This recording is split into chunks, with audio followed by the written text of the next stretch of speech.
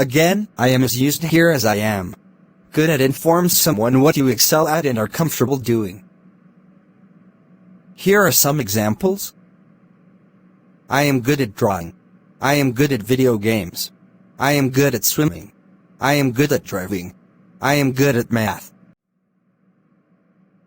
I am is a contraction of the word I am. By adding a verb to am, this lets you express an action or occurrence about yourself. Here is some examples.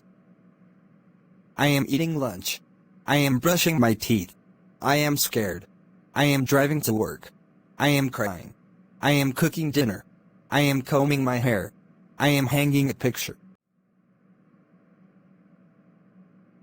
When combining the words I am and getting, you are telling someone you are gaining possession, being affected by, or have plans to seek out and obtain a particular thing.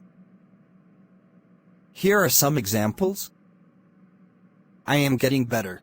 I am getting ready for bed. I am getting a toothache. I am getting a cold. I am getting married. I am getting good at reading.